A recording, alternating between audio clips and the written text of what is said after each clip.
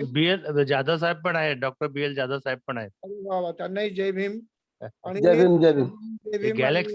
Galaxy of scientist. आता मी इतका छोटा पडलो आज, तुम्ही मला एवढं छोटं करून ठेवता की मला काही करताच येत नाही नंतर. म्हणजे हे लोक खरं म्हणजे मी यांना लिंक देणार नव्हतो शिरसाट सरांना. छान केलं. So much I thought maybe I can give him the link today and I might. म्हणजे त्यांनी ऐकावं मला असं मला कधीच वाटलं नाही. एक काळ होता की ते माझे विद्यार्थी होते, पण नाव I want to listen to him always. Is a big man, big scientist. ते झाले, डॉक्टर BL जाधव झाले. तसं म्हणत असतील तर this would be a wonderful opportunity for all of us to listen you again. Start with your permission, right? So let me first of all, of course, the subject. The subject is given by Engineer Sahib Somkuwar. He's so lovable a person. And I'm so happy to speak on this topic, this subject. But before I initiate the real subject, I would like to define a scientist. So what is a scientist? What is the definition of scientist? For me, a scientist is any human being. So when I say human being, that means it covers men and women both. Any human being who has inquiring mind with logic and reason for the welfare of all beings. This is the definition of scientist, according to me, and it should be according to many also. This is the perfect definition which can be applied to Dr. Babasaheb Ambedkar, our father. Now, let me tell you, I saw Dr. Babasaheb Ambedkar as scientist when he was a 7-year-old boy. Babasaheb Ambedkar, when he was 7 years old. He has such a wonderful inquiring mind, and we can notice it when he has a discussion with his father, Ramji Ambedkar, Subedar. Of course, he was a Kabirpanthi. Kabir was a scientist in a way, no doubt, because he never believed in God, Atma, this, that, all superstitious things and all. And therefore, Babasaheb Ambedkar in his life, after Buddha, he was chosen to be a teacher by Babasaheb Ambedkar. And then, of course, comes Phule also next to him. But let me tell you, at the age of 7, Dr. Babasaheb Ambedkar asked his father. His father wanted to let Babasaheb know Ramayana, Mahabharata, and all these books and all. So Babasaheb questions his father, why do you teach me, ask me to read these books when the characters are, that's what, I should not say other things. You know better than what I understand. And then Babasaheb goes on questioning his father. That is where Babasaheb starts his inquiring mind, logical mind, reason-based mind. And therefore, Babasaheb Ambedkar is seen as a scientist at the age of 7. Further, after his matriculation, when he was greeted by Kirloskar and all other people, our people in Mumbai of today, Babasaheb was given a book written by Kirloskar Guruji, and the book was the life biography of Bhagwan Buddha. Babasaheb reads it, and then he that time comes to the conclusion scientifically that look, here was a person on the surface of the earth in the form of the Buddha who was a real scientist. That's what he understands, calculates, knows by his own mind, Dr. Ambedkar, Babasaheb Ambedkar. So this is another incident where you can think that Babasaheb at the age of 16 brings out scientist in him, brings out scientist out of him in the public and in his own domain of thinking. And then, of course, when this Kirloskar Guruji takes Babasaheb Ambedkar to Sayajirao Gaikwad, the Maharaja, because he was his friend, and he said, such a bright boy Mr. Bhimrao Ambedkar is, that he should be given scholarship to go abroad for higher studies. And then, of course, he gets the scholarship from Sayajirao Gaikwad to go to Columbia, New York, where he starts his education, higher education. Now in Columbia University, he meets all sorts of great people, the philosophers, the scientists, the educationists, and many more. The names, of course, you all are aware of. I should not tell you because you all know about Babasaheb Ambedkar from his life.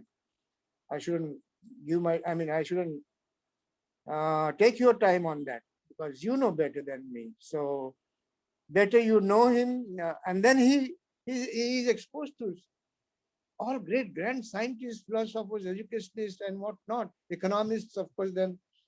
And Dr. Ambedkar springs there also as a researcher, a scientist, and for his MA, he writes his thesis, caste and genesis and mechanism and all that you know very well.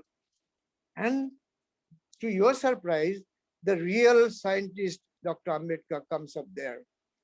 And people look at him all the time, such a great boy. Of course, he was a boy.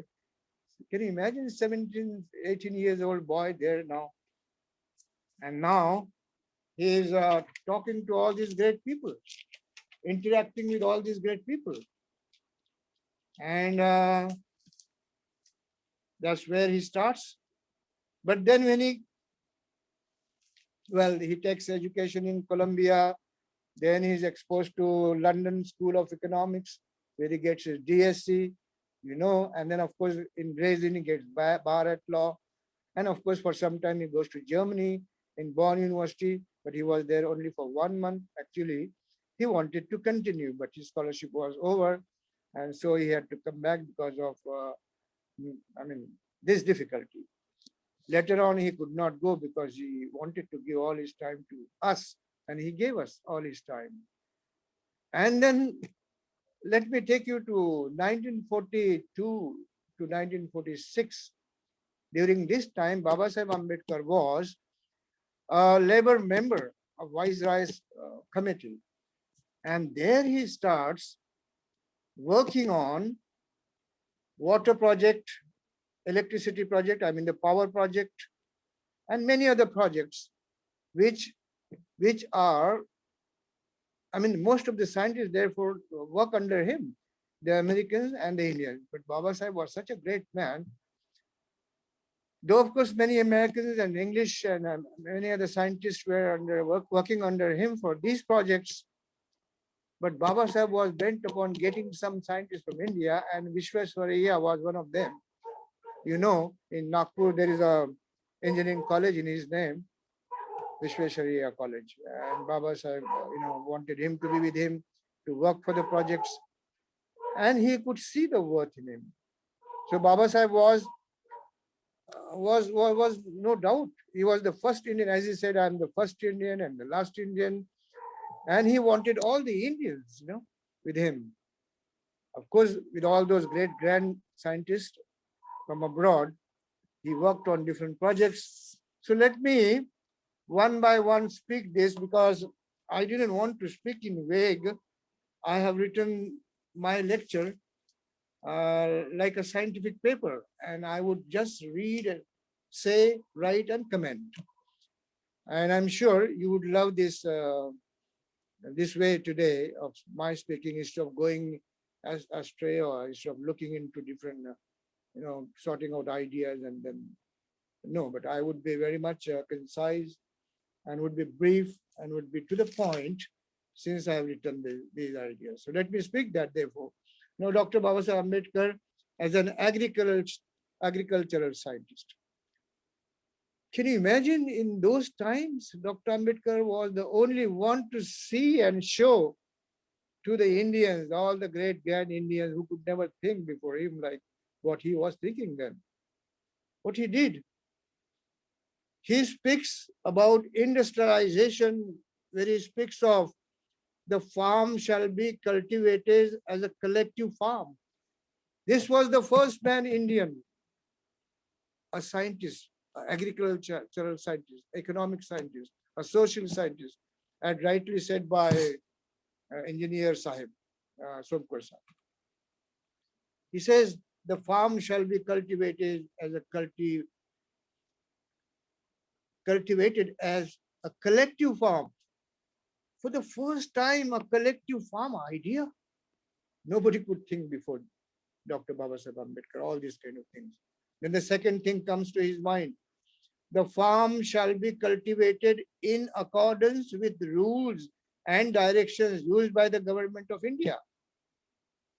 See, look at this. Look at the mind, that his mind works, in such a different direction, such a wonderful way.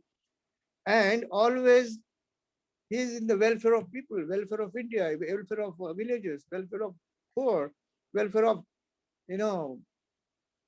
thrown out people. And of course, to your surprise and to my surprise, let me tell you, he was the first to think like this in India.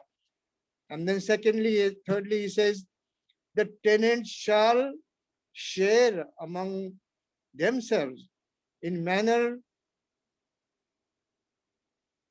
prescribed the produce of the farm left after the payment of charges properly leviable on the farm. So this is again a wonderful idea that Babasaheb expresses, and how the farmers and therefore the labor also, how could they be given a chance to cultivate the land, and that would further be spoken like the land was to be laid out to the villagers. This is for the first time somebody is speaking. The land should be let out to the villagers. Nobody before Babasaheb Ambedkar spoke this idea to anyone. Nobody spoke this. Without distinction of caste, creed, and religion, in a manner that there shall be no landlords, no tenants, and no landless labor. Can you imagine this? Such a wonderful brain, such a genius man, such a wonderful scientist, collectively, mindfully, elaborately giving a shape to the ideas to Indian people, and not to the Indian people, the thrown out people, the untouchables, the caste ridden. Okay? And the landless laborers. Further, he said the state was to finance the cultivation of these collective farms. Look at this. Nobody could say this before Babasaheb Ambedkar, that the government should help, government should give the instruments, government should give the supply water, government should supply draft animals, implements, manure, seeds, all these things to the cultivators, including villagers, and of course landless laborers. For the first time, Dr. Babasaheb Ambedkar says this to the Indian people, to the Indian masses, to the Indian minds, the so-called evolved Indian minds who never thought these kind of things could happen. So, the nationalization of land and organization of agriculture as industry, to put forth this kind of thinking together was Dr. Ambedkar only. I mean, let me say that very proudly, that Babasaheb was the only one to give out such a kind of thinking around the land, the labor, and the cultivators. Collective farming, can you imagine that at that time? And yet it couldn't have been, it hasn't been done even today. He thought of this time in 1942. Imagine that, 1942. Okay, this was the greatest contribution of Dr. Ambedkar as an agricultural scientist. He was the first Indian to think so. I have said it always, and now also again. Now, second, he was not only, I would concise my talk because time is going up, and I have to be, stick to the time, as I, last time Somkuwar have said, Banti, you have to speak only 2 minutes.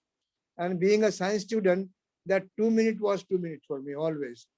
This time he said to me 40 minutes. So I'm sure I would take 40 minutes, but would not go beyond. If there is any question from anyone, then of course I'll be able to talk too. But otherwise, we'll be sticking to the time. And there are, grand scientists sitting before me. If I just make a mistake even about time, I would be penalized by them after my speech is over, in person, of course. And they are very great people. I But then love- you can go up to 1 hour. There is no problem. Oh, no, no, no, no, no. They're all great. I don't want to kill their time. No, I want to meet. Can you imagine Dr. Sirsat and Dr. Jadhav and many others like you? Even you all people? I don't Yeah. want to take your time. Anyway. I want to use my time for you, time for the Dhamma, and make these things, though of course are known to you, but in a different way, make them available to you in a scientific term. Okay? Now, next thing. Dr. Babasaheb Ambedkar was a hydro scientist. I mean, a water scientist in simple words. Now hydropower scientist also further. Now imagine when Babasaheb, when you speak of these words, he used to go to the root of what is hydro, what is hydrogen, what is oxygen, how do they combine, what is the formation, how is the water formation, water molecule formation, how the bonding comes in, how the scientists think about. And from this water molecule to atomistic thing of water to the quantum, even Babasaheb Ambedkar, let me tell you, I will elaborate that later on, but he was really a quantum scientist, because when he was to speak to the scientists for all these projects, he used to go to the roots of not only molecules, not only atoms, not only electrons, not only protons, but beyond that, the elementary particles that time. And then he speaks about Maxwell, and then he speaks about energy, and then he speaks about so many things, even thermal energy, electrical energy. And I have listened to his talks, and I have read his papers that time, and talking before the scientists as if he was the most, he was the father of all the scientists who were listening to him, to his lecture for all this. And that is how I could see him doing so.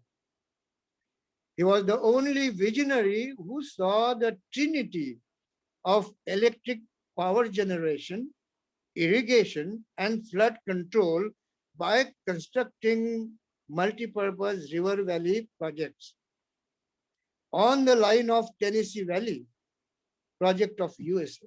Can you imagine this? Babasaheb was so exposed to higher things at that time, and he wanted to execute all these things in India with Indian stuff and the foreign stuff. When I say stuff, means scientists, of course. He knew that this might solve the problem of excessive flooding, whereupon he thought of channels for navigation also. Look at this. Flooding even today, when we look at India in rainy season, when it is rainy season, people are just being flown, being taken away. Thousands and millions of people, go under the water. They are thrown away by the water. They have no homes. They have no food. It is more than COVID.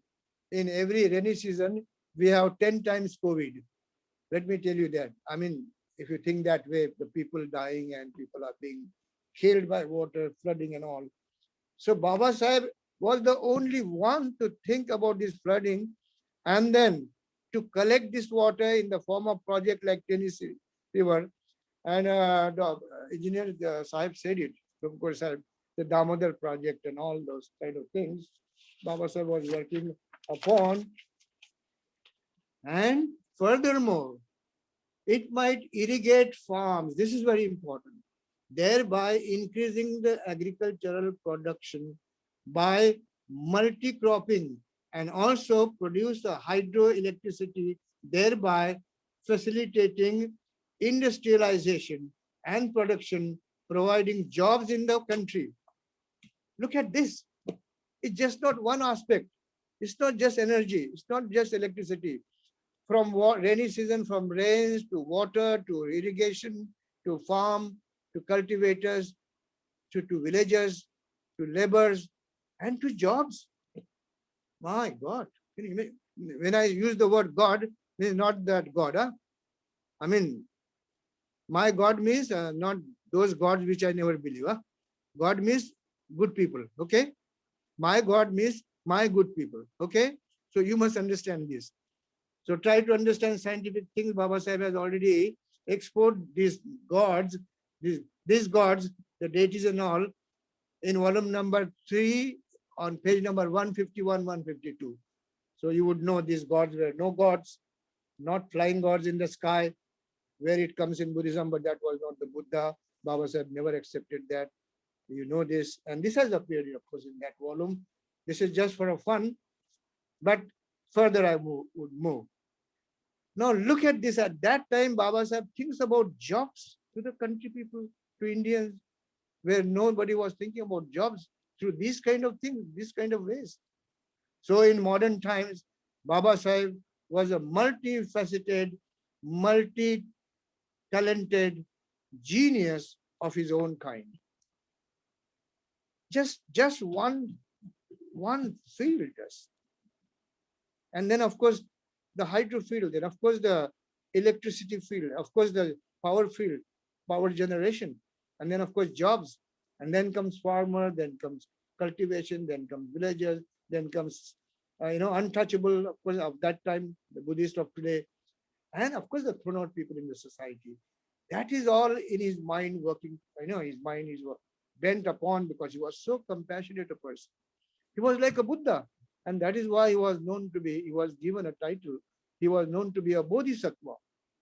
A Bodhisattva is a man who works for the welfare of the people all the time, from the birth to the end of his life. And that is what Babasaheb did for us. Can you imagine one man doing, further I go and then you would know it. And then Dr. Babasaheb Ambedkar was a labor member in Viceroy's Executive Council in from 1942 to 1946. And you can find his work, and was in charge of labor, irrigation and power portfolio, also Central Department Public Work, that is CPWD, and further mines. Can you imagine? He became in charge of mines. All the scientists from abroad and from India were working under him, even for mines. See, a mine scientist working on mines for me and you and for all Indians. So that is how Babasaheb Ambedkar, a power scientist, a mine scientist, and further he goes, let me say, Babasaheb also played a role in formulation of mineral resources development policy. So now if you see all these things which Babasaheb Ambedkar jumped upon and worked upon and thought so very extensively for the welfare of all the Indians, mostly he starts from the poorest of the poor, and then of course he starts for everyone beside the whole of India. So Babasaheb Ambedkar, let me further speak. Many multiple river valley projects of Damodar, which has been mentioned by Engineer Sahib Somkuwar, and then of course Sona, then Mahanandi, then Kosi, then Chambal, and all the rivers of Deccan were planned by Babasaheb Ambedkar in those times. Even today, these people could not organize things as he could think of, and everything is ready. If somebody wants to make India a flourished nation, a big nation, just open those pages, open those projects, open those Babasaheb speeches, open those the findings of the scientists, the statistics of the scientists on these projects, and then you would realize his work, his worth, his hardship for all of Indians, It was Dr. Ambedkar who found the Democratic Scientific Society. Can you imagine that? He emphasized the need for the higher education, scientific and technical, education for scientific and industrialized India. So he was just not a simple man, a simple scientist. He was a great, great genius. Many scientists, many layered scientists, configurated scientists were working in him at the same time. And so therefore, he was at a time educationist, philosopher, socialist, I mean, everything that you know. And I would like to elaborate further, giving, in shape the ideas of Babasaheb Ambedkar. He further initiated that mineral policy depends upon industrial policy to have control over minerals. So before Babasaheb Ambedkar, nobody could think about minerals and the policies and enactment of policies and all that. We can therefore say that Dr. Ambedkar is the pioneer of modern scientific urban and industrial India. He is today, he was in the past, he would be tomorrow. The hero of scientific, of urban and industrial area. Even today, our scientists, our project people, our engineers, our leaders are so-called, I mean, they couldn't do much in this area. They can do, but I don't know what happens to and what has happened to them. If they want India to be flourished one, just follow Babasaheb Ambedkar. If you follow Babasaheb Ambedkar, you would be a evolved, much better evolved country than any other country in the world.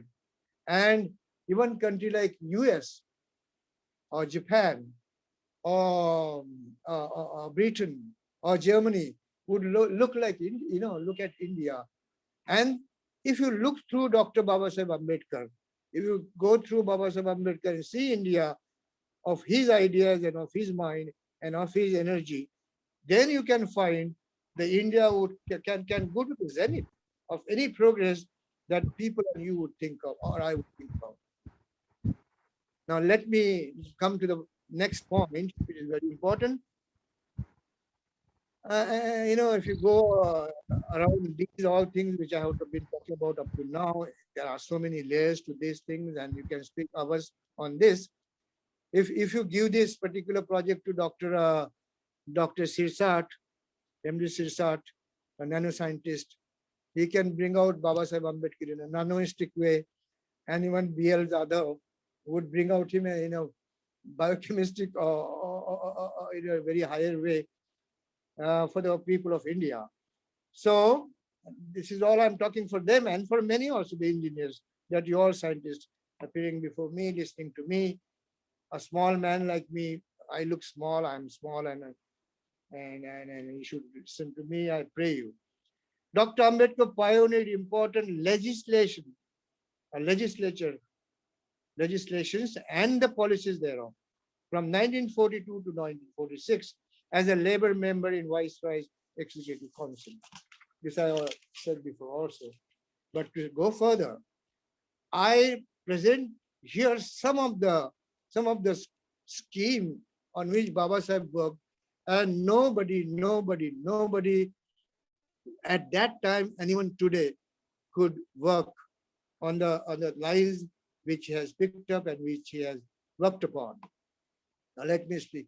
I'll give some of them, not all, but few of them I would like to highlight, and also would be able to give my comments on.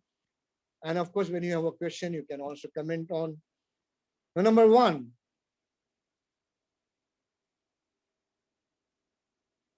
enactment of labor law pertaining to rights, security, and welfare measures. So before Babasaheb Ambedkar, nobody could think about the enactment of labor law. People did not know this. What is labor law? Right? What are their rights? What are the security? What is the security? What is the welfare measures? Nobody knew. Only Babasaheb Ambedkar. Day and night, all the time, thinking of his people, thinking of about India. He does all this all the time. So machinery, second, the machinery for fixing minimum wages. Can you imagine this? the minimum wages were not fixed by any Indian except Babasaheb Ambedkar. All for you, even that's for you, everyone, for us. Then recognition of trade unions, not before Babasaheb Ambedkar. Nobody could recognize trade unions before him. It was him alone who could put forth all this. Then fourth, equal wages to men and women. Nobody could think of this before Babasaheb Ambedkar. Nobody. Nobody. So Dr. Ambedkar is the first feminist of the world. First feminist of the world. Let me tell you that. I have all the reasons to give you and to speak about. Then maximum work hours. Who decided the maximum work hours? Can you imagine? Dr. Ambedkar. Otherwise, people were exploited, bondless laborers all the years on certain amount, on certain kind of grains. Oh no, Khoti and all that, remember, I'm sure. Maximum wages, maximum work hours, work period, 8 hours only. It was Dr. Ambedkar who gave you this. And that is why now you can say you would like to work only for 8 hours, or you can go on strike. Or of course, if you work more in your interest, then you might get the wages more according to the hours. Okay, that's only Babasaheb could do this. And then maternity benefits, nobody could think of to the ladies, to the women before Dr. Babasaheb. Nobody. Maternity benefits. Can you imagine that? Only Babasaheb could do this. Then lunchtime during working hours, whatever you get now, this let me talk to all these engineers, sahibs, or ONGC people, or all the scientists, or all the students, or all the researchers. They get the lunchtime, lunch break. Who gave you this? Only Babasaheb Ambedkar gave you this. Never before Dr. Babasaheb Ambedkar. Never before him. Then trainings, promotions, holidays with payments, formation of national service commissions. I'll just read few and then I wouldn't jump upon commenting because that might kill time. And I'm worried about your time. And I'm sure that I would concise myself therefore. And then formation of national service commissions, of course. And then compulsory and contributory health insurance schemes. Who could do this before Dr. Babasaheb? Nobody could think about all these things. I don't know from where Dr. Babasaheb Ambedkar collected his mind and put together only in the welfare of all, from poor to the rich. Even he didn't bother about who the one is. He thought, I'm the Indian first and Indian last. He worked for the Indian and he worked for Indian last. Okay. And then prevention. This is very important. This is very, very important. The prevention of forced labor. Nobody could do this before Babasaheb Ambedkar. A forced labor. My God, when I say God means, I say when I feel a strange kind of thing, I use that word, but not in the sense of God, the people use it. Then protection of child and woman labor. Very, very important. Only Babasaheb could give you this. Then Factory Act, Industrial Dispute Acts, and various welfare funds. Who could do this for you? Only Babasaheb Ambedkar. Now, with each of these points, you can find a scientist in Dr. Babasaheb Ambedkar. Every moment, every second, every quantum of a second, you find Babasaheb Ambedkar a scientist, a great scientist, a great genius in the welfare of all, for the country and the countrymen. And then comes environmental protection. Now all these laws are made today. Environmental protection, people are working on environment. Who did this before? Who brought the laws for environmental things?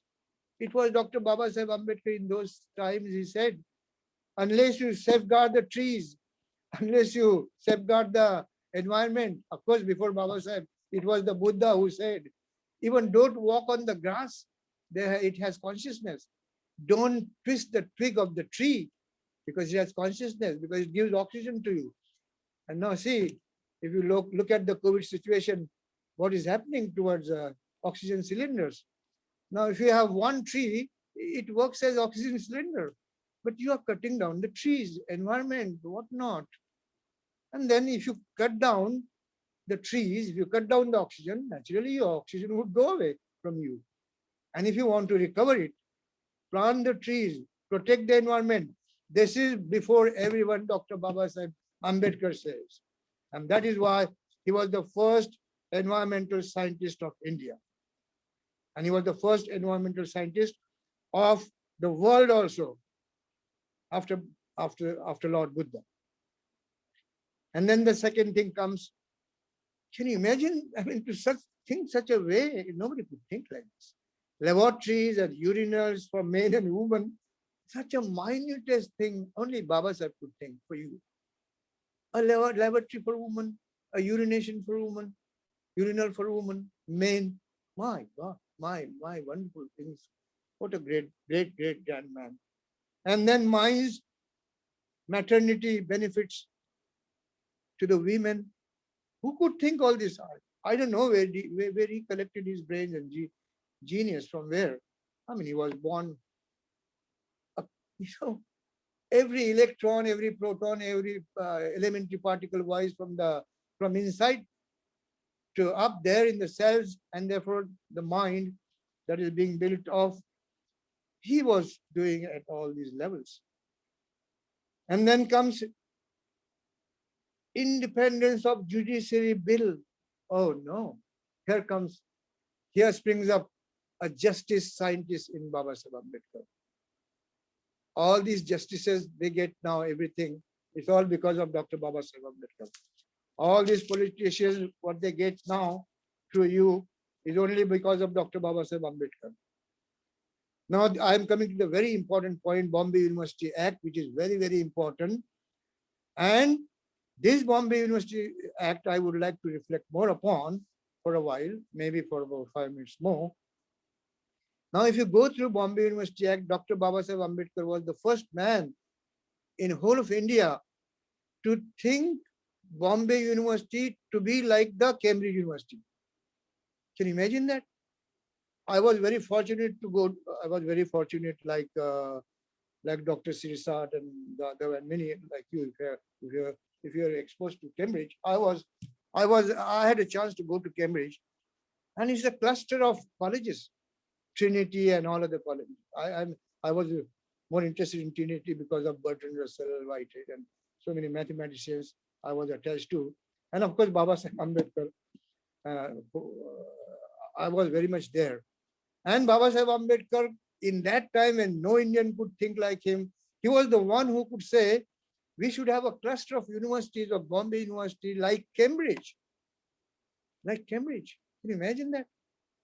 And to your surprise, when I was a student of Milind College of Science, I was not a naughty boy, but I was thinking like, we have a calm river. Besides our Milind College of Science in Nagasena Vana, there is a calm river. Calm river moves through Nagasena Vana. Besides, at the bank of Milind College of Science and Arts and all that. Okay. Now this calm river, I don't know, when I was doing my BSc final, it stuck to my mind. This calm river, I used to count. Oh, this is not a calm river. This is Cam River. That river also in Cambridge is a Cam River. So I used to call this calm river a Cam River, and that's why the Milind College is a Cambridge. There's a bridge there, and then through the bridge we come to Milind College. On the bridge, via bridge, we come to Milind College, and this is why therefore Cambridge. So Milind College is nothing but is Cambridge.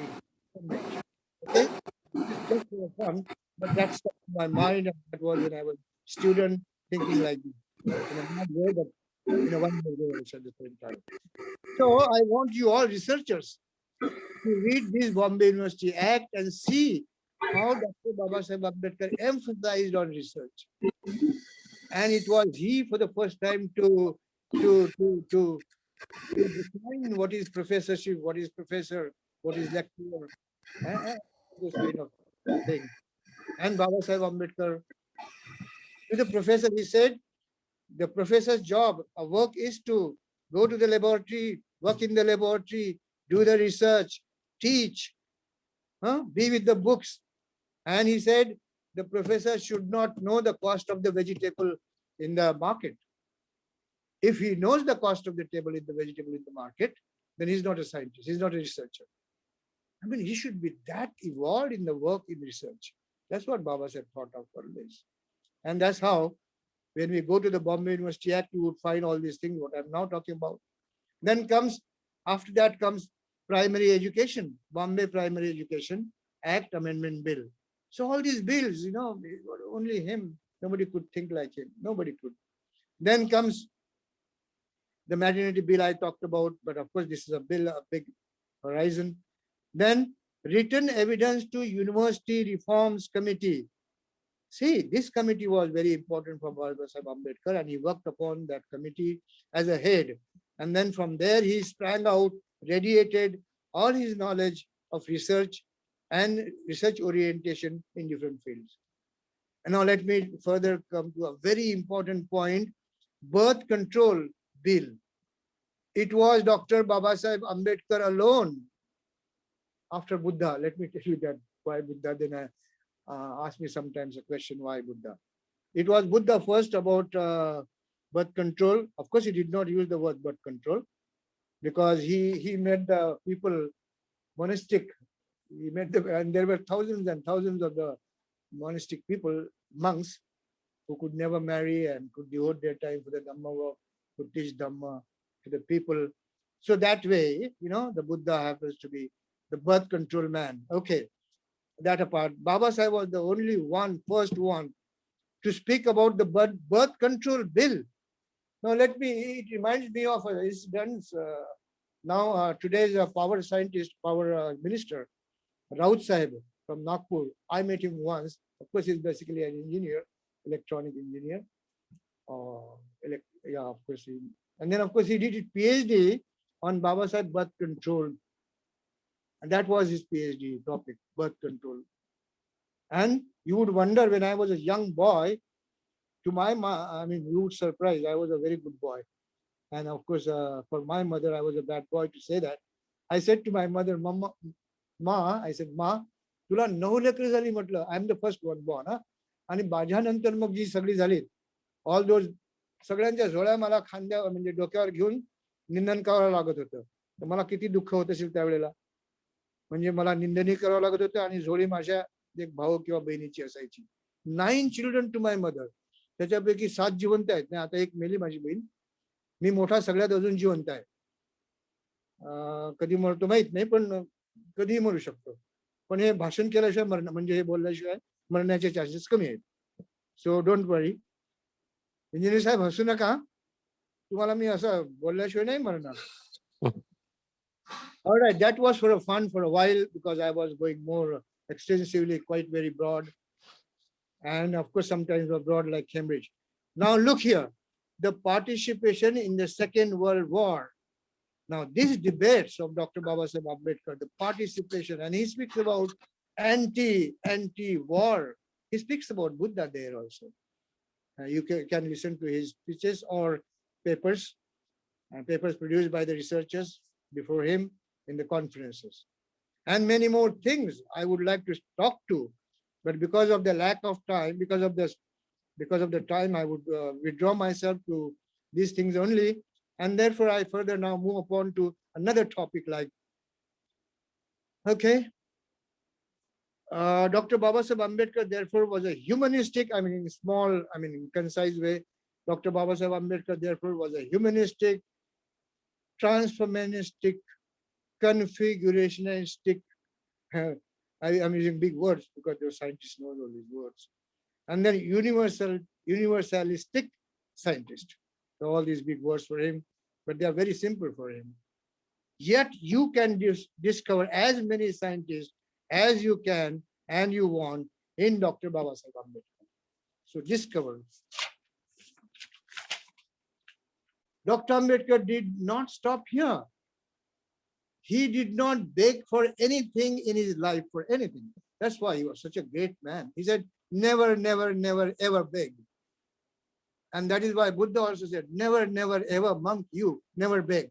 You can go for communication. You can go for pindapata, go for asking alms, but not for begging, not for food, but to make the connection with the people through the way of getting food. I mean, go to the people, stand before their door or gate, never look at anybody who is coming and who is not giving, who is giving. Go for the connection to make with people. That is why the Pindapata is, not for begging. And of course, people are so generous. They give you. They give you to give you the Dhamma to them. And that is how Dr. the Buddha said about. He did not beg, therefore Dr. Babasaheb did not beg. Like Buddha also did not beg. He did not ask his monks to beg also. He himself started people. This is a very important point for us and for everyone else. He himself started People's Education Society, Bombay on 8th July 1945, under which he started Siddhartha College of Arts, Science, Commerce at that time. And today, of course, many colleges are attached to. And of course, we were very fortunate to have Babasaheb Ambedkar in Marathwada in 1942 only. Yeah. No, when he was a law minister, sorry. He was a law minister of India.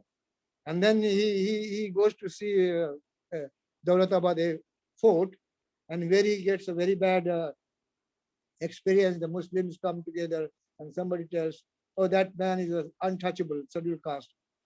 And then they come to fight with Dr.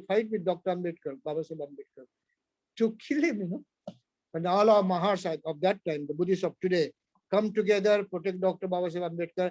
There also Dr. Babasaheb Ambedkar says, don't worry, they are so very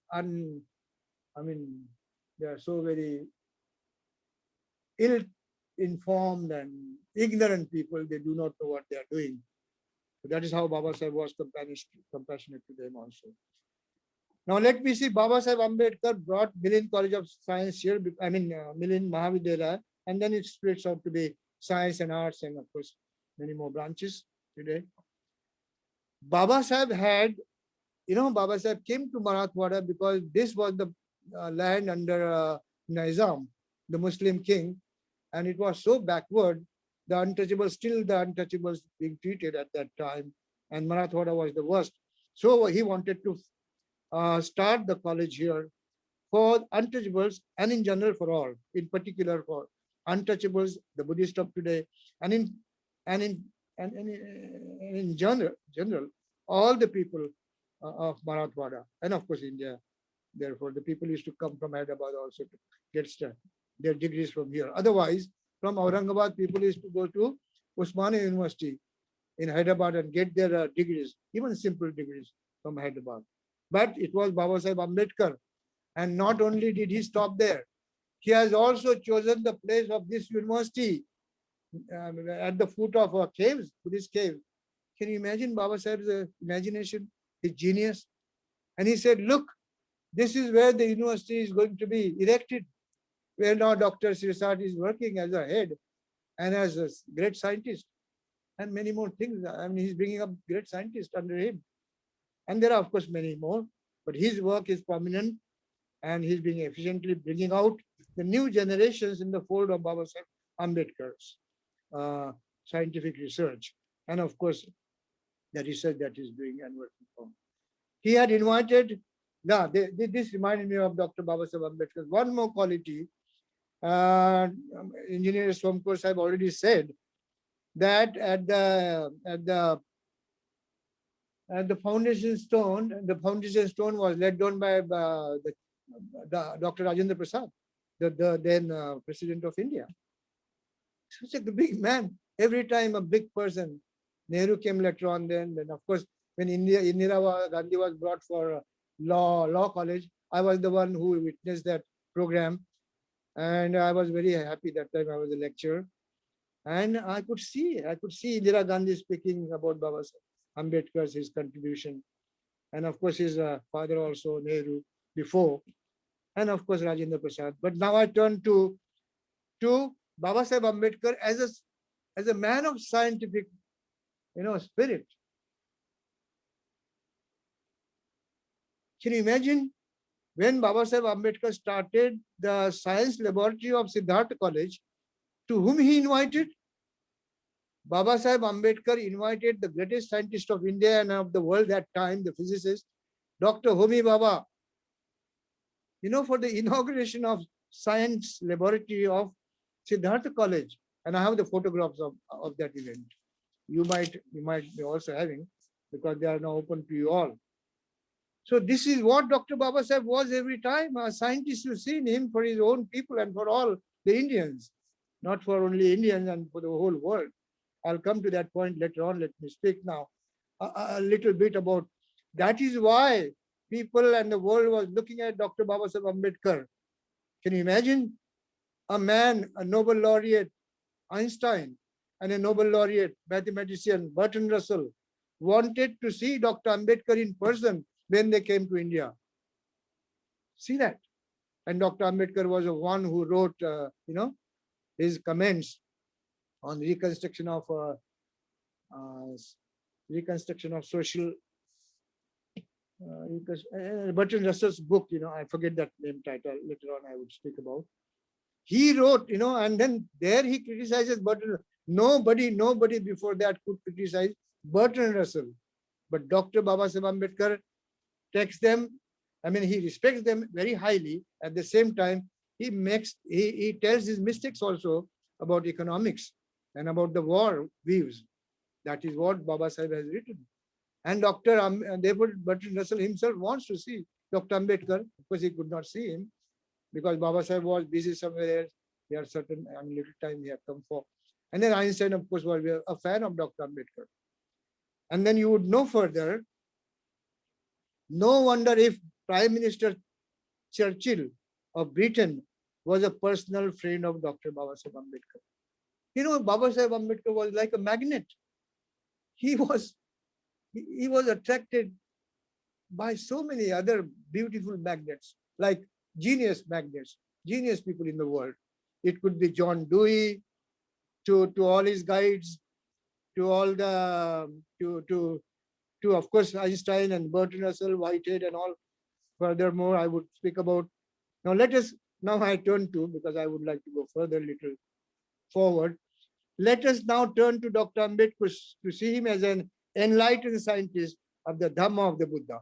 Now this would be my last point. Here, now up to this time, what we have covered is Dr. Ambedkar, Babasaheb Ambedkar, a scientist of matter and energy. And now you're moving towards Dr. Ambedkar, a scientist of mind and consciousness. And this scientist of mind and consciousness, which the Buddha was first, and the second comes out Baba in the form of Dr. Babasaheb Ambedkar. And now all great grand scientists, I would take their name further later on, are working on this project of mind, meditation, and whatnot. Mostly the mind, consciousness, quantum physics. And let me tell you, who these people are, the Nobel laureates working on the plan of Dr. Babasaheb Ambedkar of the past and today. Now, these people are Roger Penrose, who got Nobel Prize for black holes. And then David Bohm, who got, entanglement prize, Nobel Prize for his entanglement, quantum entanglement. That means electron of the Earth is connected to electron in the cosmos anywhere. And they have the same properties, that speak to each other. Of course, they're a language of energy, not in the language of humans. But these people are now working on the plans of Babasaheb Ambedkar, and of course, on the plans of the Buddha, on mind and consciousness. Dr. Babasaheb Ambedkar's work is so tremendous, it's so wonderful. So he not only worked on materiality, but he worked upon mentality. So materiality here means the physical nature of man and the ethics thereof. The mentality constitutes the moral psycho-phenomenon under which purity of the mind comes in. The materiality is the purity of body and speech, is the Buddha speaks about in his Dhamma. Both in action becomes the Dhamma. Turning to pure science, for Einstein, the Buddha was, and then he speaks about Buddha Einstein. I'm quoting him because he is known to be the greatest being on the earth. The religion, and the Einstein speaks about Buddhism. He says the religion of the future will be a cosmic religion. It should be transcended. It should transcend a personal God and avoid dogmas and theology. That's how Einstein speaks about. And this is what Babasaheb later on speaks about.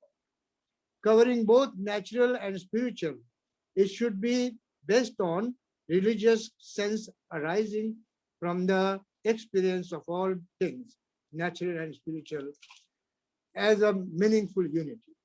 Buddhism answers this description, and the Buddha taught in the same way 2,600 years ago. And now in a quantum way, today we can speak that, but I wouldn't use that mathematical or quantum language of physics, but the language of the Buddha in quantum physics today is being spoken of. The Buddha says, when this is, that is. This arising, that arises. Where this is not, that is not. This ceasing, this ceasing, that ceases. Let me drink water. That means my time is being exhausted. So my throat is. Be comfortable, person. Now you look clear and human. I mean, not in picture, but in your body. Okay, sir. Here I go. So that is all today's quantum physics. All these doctors would be, I wouldn't speak that language. But this is what the Buddha said at that time. And this is what is being talked today. This is the theory of cause and effect. This is known today as causality, on which Dr. David Bohm has written a book on causality. His book is Causality, a great grand book that he has written. I read it when I was doing my Ph.D. That was out of, not for PhD, but that was out of interest. Today's quantum physics teaches the same thing. I mean the causality, the cause and effect theory, or dependent origination, which the Buddha speaks about, or pratitya samutpa, the Buddha speaks about, or Dr. Ambedkar speaks about. Einstein therefore further says rightly, if there is any religion that would cope with modern scientific needs, it would be Buddhism only, alone Buddhism. That's what again Einstein speaks about in his Ideas and Opinions, the book which I have, which I read, and many might have read. And further, I would like to quote Bertrand Russell, a mathematician and a man of letters, a Nobel laureate, in his book, Why I'm Not a Christian, which I often quote. He writes, I prefer Buddhism to existing religions of history. He says, after studying all the religions of history, he says, why do I love Buddhism? Because it is so scientific. It is just scientific. It is reason-based. It is logic-based. And that is why I love Buddhism. And that is why, you would feel wonder. Babasaheb Ambedkar was a logician, was a man of logic and reasoning. At the age of 7, then at the age of 16, then at the age of 23, then at the age of 25, then all the time, and then all the time. Let me speak about H.G. Wells, what he speaks about the Buddha, or Buddhism. He says, in praise of Buddhism, he says, and the words are, Buddhism has done more for the advancement of mankind. Today, this word is not being used. It is humankind. They have asked to use humankind because I know it, so I'm using humankind now. But that time it was used as mankind. So Buddhism has done more for the advancement of mankind, today's humankind, and with Western science, may it play a role in the direction of human destiny. Can you imagine this? Buddhism can change the destiny of humankind, can change the destiny of everyone, all beings on the earth, and mostly, of course, humans, because they are the thinking beings. The recent scientists, Nobel laureates such as David Bohm, I explained before, and Roger Penrose, I said before, and many more like them, not only appreciate Buddhism, but they say Buddhism in theory and practice answers all questions of mind, matter, and consciousness. That's what they are working in, Massachusetts, in Cambridge, and many different, universities. Like,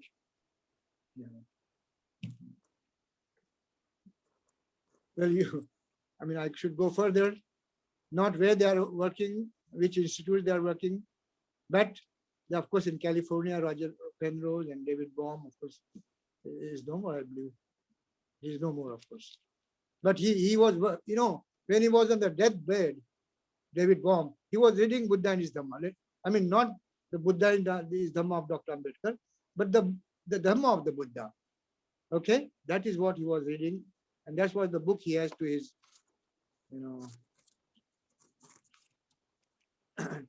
to his head and into his head also.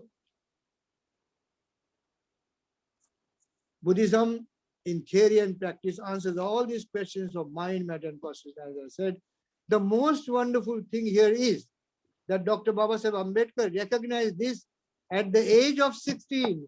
Even before that, at the age of 7, when his inquiring mind starts thinking logically, reason-based.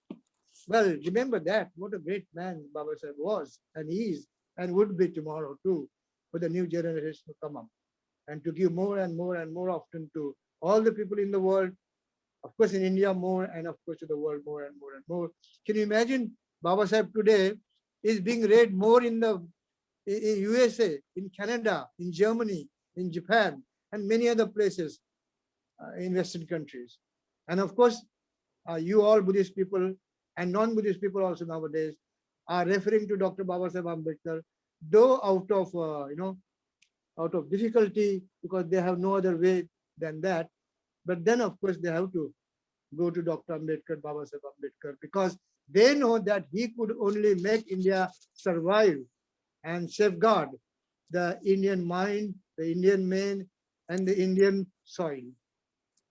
Let us see further. Dr. Babasaheb Ambedkar was the only scientist after the Buddha who realized the Buddha, the Dhamma, and its scientific spirit for the well-being of not only Indians, but the whole world. He accepts or embraces the scientific Dhamma on the 14th October 1956 at Nagpur, the land of the Nagas, the land of the original Buddhist people. To his people, he taught the scientific Dhamma, the Dhamma of the social justice, the Dhamma of the liberty, equality, fraternity, and the justice. To them he taught human birth is genetic. To them he taught world is evolved, not created. To them he taught it is not the world is not predestined, or you are not predestined. He taught mind is the master. He taught mind is the creator of everything. He taught culture of mind is the culture of Dhamma. He taught Dhamma is social. He taught Dhamma is righteousness. He taught Dhamma is way of life. To his people, he taught Dhamma is causality. To his people, the Dhamma is the principle of causation and energy and matter. He taught to his people, though ignorant, of course, at that time, but wise people of yesterday and today, learned, of course, they are. Dhamma is impermanent, anitya. That's what he taught to his people. To these people he taught, when of course they did not understand that time. Today we are able to understand. He taught Dhamma as anitya, and he taught Dhamma as no self, anatta, and he taught Dhamma as morality, and morality as Dhamma. Dhamma is universal brotherhood. That's what he taught to his people. To his people he taught to live in Nibbana is Dhamma. He taught to his people Dhammana is righteousness, as I said before. To give up craving is Dhamma. That's what we need today in COVID situation. When you look at, I sometimes see that, not sometimes, I think more More often I see TV because of COVID, what is happening, and people don't follow Panchashil. If they follow Panchashil, they'll bring down the lives of the deaths of the people affected by COVID. And there would be no corruption, there would be no people working in craving, for craving. So he said, he taught to his people, give up the craving in Dhamma. That is why the Buddhist monks in Buddha Gaya and many other places, they collect the food from the people and they give it to the COVID people or the poor people where the food is not being given to them by the machinery or the man. I mean, I don't say much about that. Now, second thing, the further thing that he talked to his people, the Dhamma is what the Buddha taught scientifically with rationality, logic, and compassion. This is what Babasaheb taught, the Buddha taught 2,600 years ago. Dhamma is what Dr. Babasaheb Ambedkar taught scientifically, the Maitri or compassion being the base of that, mind being the base of that, morality being the base of that. Finally, the science being the base of the Dhamma taught by Dr. Babasaheb Ambedkar. And to sum up, Dr. Ambedkar, therefore, with all his contributions to various fields, spoken and unspoken here by me, is a multifaceted, multi-layered, multi-molecular, multi-atomic, multi-quantum, multi-dynamical scientist of this planet Earth. And he is, for one and all, like the Buddha. He is like the Buddha to us and for all, because it is he now who, in a purified way, gave Buddhism to not only Indian people, to the whole world today. So, therefore, Dr. Ambedkar was a scientist beyond science, beyond logic, and beyond whatever we could think of. You all know Dr. Babasaheb Ambedkar was an economist, educationist, constitutionalist, engineer, director, neuroscientist, quantum scientist. I have all the reasons to tell you and to explain you all these words and big words I'm using now here. Scientist of mind, a Dhamma scientist, a father and a mother scientist of India. Why did I use mother scientist? Because from mother, every being is born. So Dr. Ambedkar is the one from whom every being mentally, physically, and otherwise intellectually be born in India and abroad today and tomorrow. To him are born the new scientists of this generation and would be born of the future generations too. Thank you, Jai Bhim. Sorry if I have taken you more time. If any question, I'm open to you. Jai Bhim. Sadhu, sadhu, sadhu. It was really wonderful discourse by Dr. Ananda. Viewers, you must be, I'm sure you must be benefited from today's discourse because we have listened various aspects of Babasaheb's life. How Babasaheb thought, in a scientific way, and also what were the contribution. हो sir हो बनते जी हो be comfortable. Continuously 1 तास झाला जवळपास. Yeah, you are speaking, you are talking. Yeah. So it was a really very insightful discourse by Bante. बाबा साहब को उन्होंने scientist के रूप में कैसे परिभाषित किया. बाबा साहब का जो साइंस रिलेटेड जो उनका जो कंट्रीब्यूशन था और उनका सब बेसिकल बच्चे ने पहले बताया कि वो साइंटिस्ट जो रिसर्च करता है, जो डीप थॉट में जाकर किसी चीज को एनालाइज करता है, वो साइंटिस्ट कहलाता है. चाहे वो सोशल साइंटिस्ट हो, चाहे वो एग्रीकल्चरल साइंटिस्ट हो, चाहे वो और भी कोई साइंस हो. सो साथियों, बहुत बहुत और एक बार हम साधुवाद व्यक्त करते हैं बंते जी के प्रति. और अगर आपका कोई सवाल है तो you can go ahead and ask 1 or 2 questions if there are to Bante ji. Yeah, please go ahead. Please raise your hand or unmute yourself, then go ahead.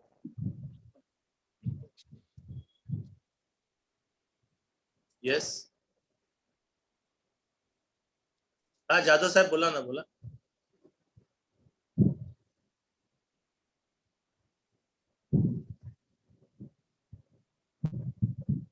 तुमचा आवाज नाही येत आहे जाधव साहेब. आता येतोय का माझा आवाज? आता येतो आता येतो. बोला. जय हिंद डॉक्टर साहेब, जय Hind. So first of all, I really appreciate Honorable Banteji the way he has given lecture on the topic Dr. Babasaheb Ambedkar as a multifaceted scientist, and he has given his observation was very minute. He has given all minute details, and even many points I was not knowing, and I'm blessed to listen to his lecture today.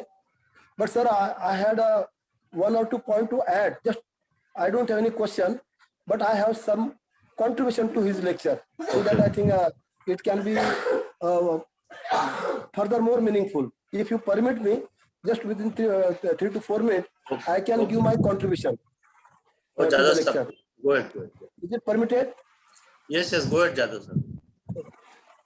First of all, sir, just I want to say, Dr. Babasaheb Ambedkar is a scientist. See, he's not a just scientist. Whatever definition Bantiji has given, one who can think, one who can have logic, one who can interpret, can be called a scientist. But it is a very, very layman's definition. No doubt anybody has got this ability, can be called as a scientist. But Dr. Babasaheb Ambedkar was not a layman scientist. He was a trained scientist. I will categorically speak this word. Dr. Babasaheb Ambedkar was a trained scientist. Trained scientist means Dr. Babasaheb Ambedkar has done his masters, in which he has done his dissertation, then he has done his Ph.D, then he has also done his DSc. So by way of, it means he has acquired research degrees. He was like all of us knows rules and regulation, laws and all, but we cannot call it as an advocate unless we do law course, unless we complete LLM. Without that, nobody can stand before the court, though we may be knowing rules and regulation and laws. Similarly, though people can be having ability to think and logic and other things, but they cannot be called as a trained scientist. So this is the first important point. Dr. Babasaheb Ambedkar was a trained scientist because he had done his PhD, he had done his BSc, and he was a trained researcher. So this is the one point. Other point I wanted to just add to the Banteji lecture. See his science, how big scientist he was, and how multifaceted scientist he was. Banteji has spoke about his contribution to the development of the country, and very good point Banteji has raised, and he has given a real. But he as a scientist can be studied in different way also, and that is a major aspect. Whatever books Dr. Babasaheb Ambedkar has written, those are not just books, but those are like a PhD thesis. For example, Who Were Shudras? It is not a book, it is a research book, it's a PhD thesis. Analysis of caste, it is not just simple book, it's a research oriented book which is giving solution how to analyze caste. Same thing, Buddha or Karl Marx, thoughts on Pakistan. So Babasaheb as a researcher should be studied from his book point of view. Then I think we can get more meaningful idea about Babasaheb as a researcher, as a scientist. Why I'm saying so? The books also Babasaheb, whatever books he has written, the books see the dimensions of the book. For example, one book, the Who Were Shudras, it's a historical perspectively. Dr. Babasaheb Ambedkar has dig out the entire information and said who were the Shudras. Now that book has become now landmark book for all social scientists. Any social scientist person working on the caste system cannot study, cannot do research without referring to this book. That is a pioneer book. That is a landmark book for the social scientists who are working on the caste system. Same thing, whoever wanted to abolish caste system, they cannot ignore analysis of caste. That is a very, very major scientific book Babasaheb has written.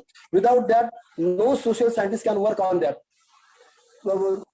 Similarly, the book Thoughts on Pakistan, the book Babasaheb has written, that book was taken by the politician when there was a partition. That was the guideline book for the partition of Pakistan. So that is the best of best research Dr. Babasaheb Ambedkar has put forth for the political people. While talking about the Buddha and his Dhamma, Babasaheb for about 20 years studied all the religions that time. He has critically analyzed, critically thought, interpreted, and then he has decided Buddhism is the best religion. And not only that, the whatever book Babasaheb has written, that is the one of the finest book in the world on the basis of research. It's a research book. It's not a simple book. We see many books on the Buddhism, but the book Babasaheb has written on the Buddha and Dhamma, actually 1 hour is required for only talking on the Buddha and Dhamma. In research perspective, what is that book? And the most important Babasaheb's contribution as a researcher, and I'm telling that is the best of best research Babasaheb has put, the Indian Constitution. Babasaheb was a trained lawyer. He had done his LLB, LLD. He had done barrister at law. So he was a trained lawyer, and trained lawyer has written a book for the Indian Constitution, and that is the highest research book one have ever written in the field of law. So Babasaheb should be studied. His research as a scientist, multifaceted scientist, through this book, because every book is a different field. One is history, one is law, one is the Buddha and Dhamma is a philosophy book. Even the riddles of Ramayana and Krishna, there is a book on the epics. So all these are different subject Babasaheb has chosen, and on different subject Babasaheb has written as a researcher scientist. And through that, I think Babasaheb should be studied as a multifaceted scientist. It is a very big topic. Just I have highlighted 1 or 2 points. Just in addition to Banteji, what Banteji has given. Banteji has given micro analysis, and I am telling about the macro. These are all macro things, macro research. Babasaheb. That's all. Thank you very much. Thank you, Dr. Saheb. Thank you, Dr. Jadhav. Thank you. Thank you, sir. Okay. Thank you very much, Dr. B.L. Jadhav sir, for your valuable comments on this. So, of course, I mean, there is no doubt about the importance of books written by Babasaheb Ambedkar. Nobody can deny it, the importance, because ये सारी किताबें पढ़ के तो हमको ज्ञान मिला है थोड़ा, जो बाबा साहब का राइटिंग स्पीचेस जो पढ़ा है, चाहे वो हाँ बनते जी, yes, I will make a point. Doctors, the definition of scientist which I have picked up is not my own definition. It is the definition given by Bertrand Russell, and this is for the trained scientist. Okay, and therefore what Dr. Jadhav says is right, and so I am not wrong therefore, because it's not a layman's definition for a researcher or a scientist. That is a big man's definition given by a big man, spoken through a small mouth. But what Dr. Jadhav says, I would like to not contradict, but I would like to say, no doubt Dr. Babasaheb Ambedkar was a trained scientist. Correct. But then the definition I gave is not for a simple man, for a simple scientist. Any scientist of any excellence could come into this definition. This is what I would like to bring to the notice of Dr. Jadhav, and I accept him also. Thank you. Correct. Yeah. Okay. Any other question, please? Yeah. Any other question? Khapade साहब, आप कुछ है? आप कुछ comments करिए. Yeah, Dr. Khapade.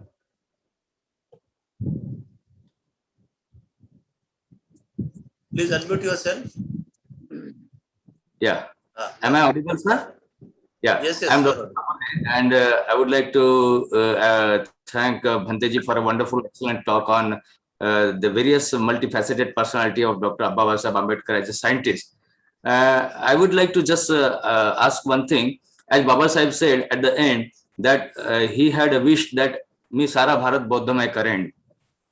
Because he is a Buddhist monk also, and we are talking about, as he was mentioning about Bertrand Russell, the reconstruction of the society. So I just want to ask Bhanteji, as a monk also, and as a citizen of India, how he thinks that we would be in a better position, how to fulfill this dream of Babasaheb Ambedkar, because we achieve everything out of that. Annihilation of caste. Caste is origin, mechanism, analysis, and a solution, annihilation of caste, and the real solution, practical, that is embracing Buddhism. So how we can take, because this is the greatest responsibility on all of us as Buddhist people and as well as a monk also. So how Bhante looks at it, because he's a scientist also as well as he studied Buddhism. He himself is a venerable monk. So I would just like to have an answer, explanation regarding this from Bhanteji. Dr. Sahib, my answer to the question is very simple. Follow Dr. Babasaheb Ambedkar's scheme about spreading of the Dhamma in the whole world and also in India. Right? That's the answer. Follow just Dr. Babasaheb Ambedkar, not even a monk. Follow Babasaheb Ambedkar. We all would follow him, and we would take Dhamma to the whole world, and we would make Dhamma the place of the righteousness. Right, sir. Thank you for question. Thank you for the good question. Yeah. Let us follow Babasaheb Ambedkar and his schemes for the Dhamma to spread, right? And it is given in many books. Yes, sir. Sir, this is good. Babasaheb Ambedkar writings and speeches. Yeah, exactly. As the most of the people who embrace Buddhism along with Babasaheb Ambedkar, they belong to the community to which the Babasaheb belonged to. And later on, what we see that gradually people, they were aware of Dr. Ambedkar and they started understanding Babasaheb Ambedkar. So those who were the Shudras, the OBCs, these people. So as the people are reaching out to them and they are also understanding Babasaheb, so they are following him. So that is the most important responsibility as a citizen we have, as a Buddhist we have, to reach out to the people who are not Buddhist and to spread Buddhism to them. And this is by our personal examples also as we live. Many a times I see that there are conflicts amongst these people of various communities, and we see that in our society, some people, they put these people at war to each other. And this is the most practical thing that we see in the society at present happening. So I believe that more and more people, as they follow Buddhism and they practice, and we take this responsibility in spite of those kind of atrocities on those people who are Buddhists and trying to spread Buddhism. We need to have that broad-mindedness and to reach out to the people and make them understand the Buddhism. I think that is the most important thing we should be. Right. So therefore, be compassionate. Be compassionate and follow Baba's scheme of Dhamma, right? To spread the Dhamma in India and also abroad, and to everyone. And to everyone. Like you are the part of the scheme also. Okay? We all are the part of the scheme. Exactly, we all are. Your leg clothes or in these clothes doesn't matter much. Yeah, that's very true. Yeah, any other question? Any other question? Last question. Yeah. Hindi में पूछ सकते हैं. It's not required कि English में पूछना है, क्योंकि हमारे बहुत से कुछ साथी हैं जो they are not comfortable, maybe not comfortable with English. तो हिंदी में पूछ सकते हैं. मराठी मध्ये विचारू शकता, काही प्रॉब्लेम नाही. If you have any question, go ahead. Yeah. No, अच्छा, Siddhartha साहब, he is not there, no? I think Siddhartha sir. Sir. Yeah. मला असं वाटतं की बुद्ध हे सुद्धा एक सायंटिस्टच होते. Of course. He explored. Yeah, of course. He was the father of all scientists in the world. Yes, exactly. That is very true. That is very true. I am a surgeon by profession, and as I understand, he was a great scientist of mine, and we have the great social scientist, and almost as the Venerable Bhante has spoken just now, scientist of all, great genius, Dr. Babasaheb Ambedkar. I think that is the one thing we should understand and take pride in, following Babasaheb Ambedkar and spreading his thought to the others. That's true. That's wonderful. That's really wonderful. Okay, so if there are no more questions, then we'll wind up this session. It was really a fantastic session, Bhanteji. Today, you spoke on various, perspective that Babasaheb adopted in his life, throughout his life. Research based, उनका बाबा साहब का जो when we see Babasaheb writing his speeches, he was always talking about scientific temperament, scientific attitude. No, so science is always there in his all writings and speeches. Let it be Buddha and his Dhamma. Buddha and his Dhamma में भी बाबा साहब ने त्रिपिटक में से जो important चीज है वही लिया है, सब कुछ नहीं लिया है. That is also shows कि बाबा साहब ने जो first story जो है ना, प्रेत आणि हेण तेरे दिसला रोगे दिसला वगैरे, ये स्टेटमेंट डिनाइड बाबा साहब no. So that way, Babasaheb was a real scientist, multifaceted, multi-talented, बहुमुखी, चतुर्मुखी जिसको हम बोलते हैं हिंदी मराठी में. So it was really very insightful, discourse today, and everybody, I hope that everybody got benefited from today's discourse. So to end this program, as per our tradition, go Dhamma Palan Gatha. We will recite together, everybody. Yeah. Okay. Jadav साहब तुम्हाला काय बोलायचं आहे? एक minute, let me unmute. Jadhav साहेब तुमचा आवाज unmute करा. येतो का आता? या आम्हाला बंतेजींचा नंबर हा येतो, पाहिजे. ऐक, बोला ना. बंतेजींचा नंबर पाहिजे. तुम्हाला शेअर करतो.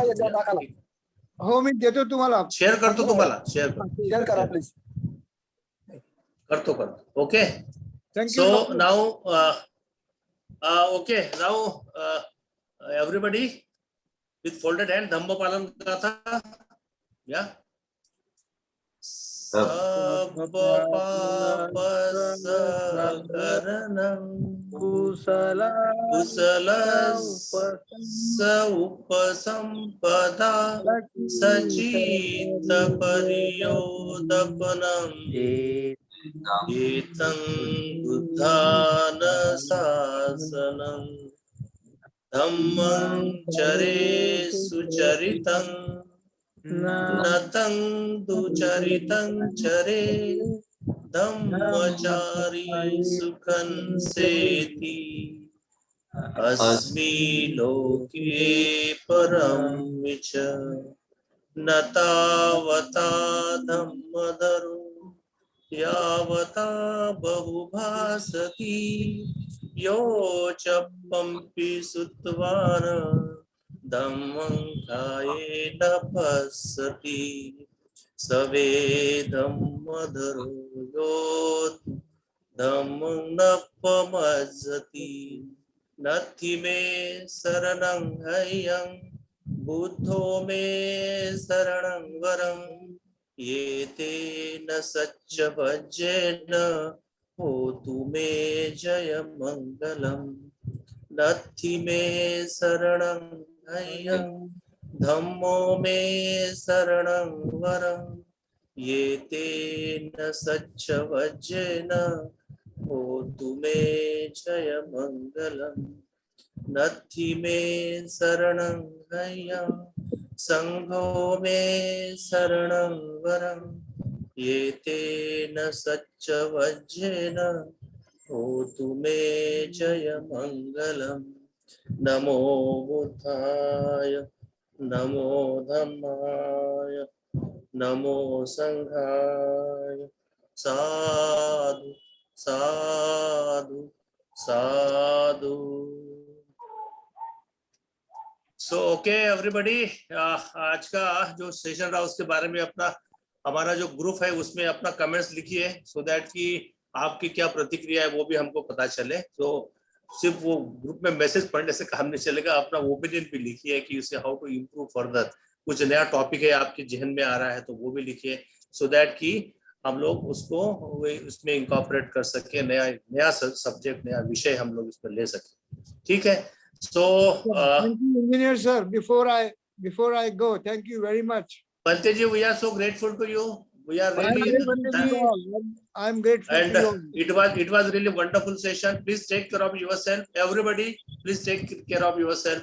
समय बड़ा गंभीर है, संकट का समय है, सभी लोग अपना ध्यान रखेंगे. Thank you so much for joining. Bye bye. Take care.